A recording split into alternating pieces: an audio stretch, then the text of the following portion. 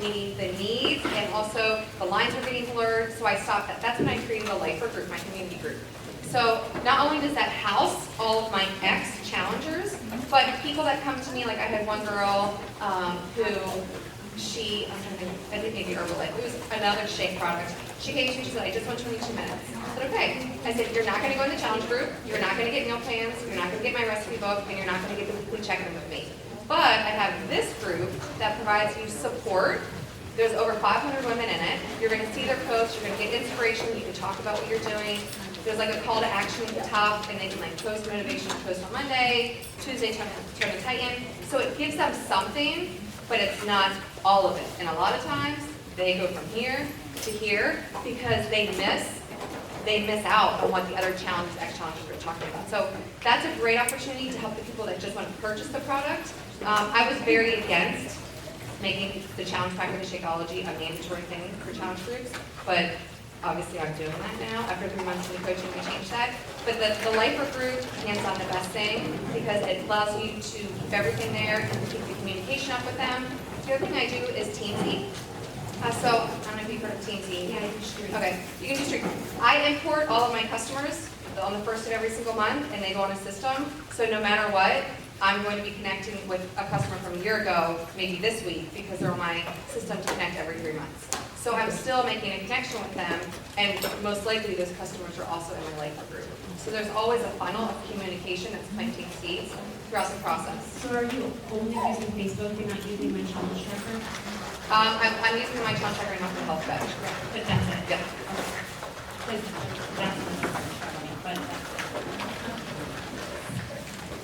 now, I know that you focus your challenge group on community. Do you have a template for your post? Do you do the same template every month? I don't. You do? Okay. Yep, when I first started off coaching, I literally sat down, and every night before my first challenge group, I decided to coach, and within 2 weeks I had my first challenge group. And I had no idea what I was doing, and I just shared, honestly, how I felt, and eventually it turned into an outline. And the outline is geared towards doing challenges. And I tell them that going into that, because I actually lead a challenge group Q&A the week before the challenge starts. And I say, look, if you're a newbie, you better read the daily kid post every single day, because that's going to tell you how to read labels, it's going to tell you how to help with your sore muscles, it's going to talk about de-stressing. So I have certain topics on different days, because I have my days themed out. But I have been using that same outline, and this is what I'm saying, you don't have to reinvent the wheel. You can use the same thing if it's good material. I have not changed that outline probably since January of 2015. It's in the same outline. I mean, because it's real material that they need and they're educated on. I have the daily kid post at the top where it shows you what to do for like free current challengers.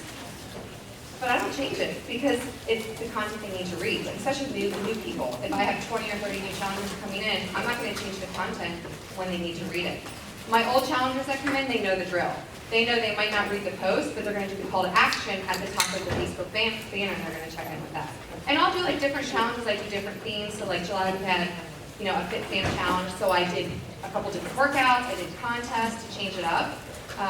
But for me, it's the same. And for the first year, I never scheduled out my post. January, I started scheduling my post planner, and it changed my life. And what content in your challenge groups do you find that get the most engagement? I know that there's some who be just drink your water. Or do you find ones where you give them an assignment to post a picture? Whatever makes the emotional connection. So Transformation Thursday, huge. A shout out Saturday, where they take time to shout out another challenger in the group. Most impactful days. And that, if you watch the video, that's where I start looking at potential challenger and coaches.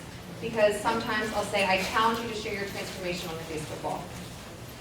And that's where the connection's made. That's where I see boldness. And that's where I'm like, hey, you know what? You just shared that story. You just see all of those comments on that transformation you posted. And that's where I can start planting seeds about coaching.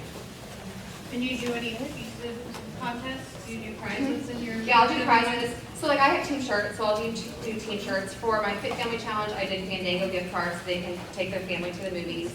So kind of like related on that theme. I did a Rock the Suit challenge for June. So it was based around rocking the suit, bathing suit. So I did like Victoria's Secret gift card. I did a bathing suit cover up. I did a hat that they could win for the beach. So I don't do things all the time. mostly mine are just called like virtually balanced challenge groups, but like February, love your body, January, new you, Christmas, I do naughty or nice, Christmas themed. So I mean, you can theme out some stuff like around the holidays, school, back to basics, back to school essentials. But most of the time, mine is the same all the way through. So for me, it's not a matter of changing it up a lot. It's just about being consistent and making that connection. And I have people that have never left my challenge group since the day I signed up. And that's because they're connected to the women in the group. That's good. I didn't know if you felt bad, if it was the same every content every month. Nothing all the challengers. And my coaches can raise their hand, but they probably use the same exact content. I don't use a test. I started as a challenger in March and continued through challenges up until I started running again. But it really doesn't matter if the content is the same. I know if you haven't done it and you haven't gotten every group the same, you would think, oh my gosh, challenges are not going to want to do it. They don't care. They don't want that because my friend just posted on my thing about how great my recipe is and about how great I look in that photo. They want to know that people are liking their posts and being a community versus I'm doing tone and painting every day. Right. And then when do you roll them over? Do you let them continually be in your challenge group? When do they get rolled over into the graduate group? I give them the option. So on the last day, like today's day 20 in my challenge group, I actually have them share their story, and they actually also fill out a link sharing their story with me, so I can then eventually ask them to share their story to get more people. We're going to have a funnel system. But what I do is today, in the group, I actually ask them, we have two options moving forward. We have a sundown group starting Monday that you can be a part of, 5-day, free, no charge. There's contests in there, activities. And then your other option moving forward is to either go in the lifer group or to go in the challenge group. And I do say very loudly, to continue on the challenge group, you have to continue your shakes or buying the program. So I put it out there. I never used to do that. I was very timid and shy, like, oh, I don't want to do that. But now I just put it out there because I have nothing to lose. Also, it lets them know that you value what you're using, so they're going to stay on. Great. Okay, one last question. Yeah, go ahead. As far as contest goes, we've done where we've had them have to do certain things, and the coaches are trying to keep track, and it becomes, hard. How do you run your contests?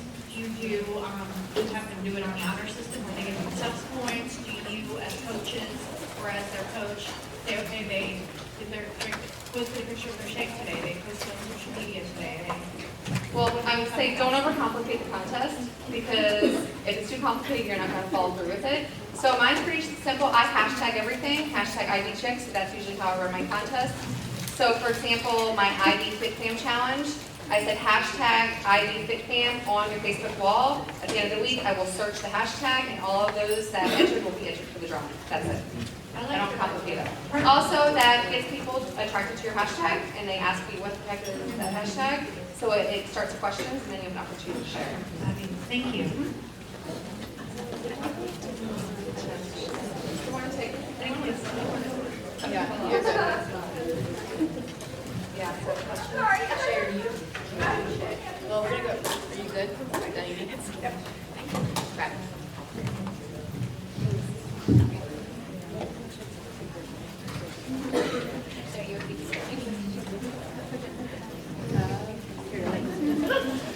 This is like the rudeness all that we're being. But real quick, I was just thinking, like, while she was talking, just to like respect that, because it's valuable information everybody. When you're done eating, maybe just like put your trash under your chair instead of like getting up and taking it to the trash. Makes sense. I mean, yeah. Otherwise, I'm gonna think I'm really, really boring. Okay, I'm going to do personal growth and success partners. And this is coming from somebody. I will say, honestly and transparently, I have probably been in and out of counseling since the time I was 11. And I take so much accountability and pride. I've got my kids, my daughters in counseling, and people are always like, man, you've got such successful, great kids. And honestly, I truly feel like I believe so much in personal growth and that we're constantly evolving and things come into our life to challenge us, to help us grow. And for me, I feel like my kids have flourished since they started counseling, and they love it. Like, they always want to go. And I think it's really good to have a place that they can go to or I can go to where that person has my best interest and there's no ulterior motive. And where this comes in with the business, and I really want to piggyback on what Lindsay Seay had said about belief and doubt and all of that, because there's 3 what I call personal vital behaviors in this business. And people that are successful and people that don't make it, to me, it always comes down to one of these 3 things: confidence, patience, and consistency. And when people end up quitting, it's because they did not work on confidence, patience, or consistency. But I want to talk about confidence when it comes to personal development. And, we talk about that video that we saw when we opened this whole thing open up. You can change so many things about yourself, but it all starts with here. And the biggest weight you'll ever work on or through and lift in this business is not on a dumbbell, it's between your ears. And so I love what Jim Rohn says: if you want to be successful, work more on yourself than you do your business. Because it's the one thing, whether you love this or tolerate it or know your why or don't, you are the constant variable moving through life, and why not be a better version of yourself and strive to be that?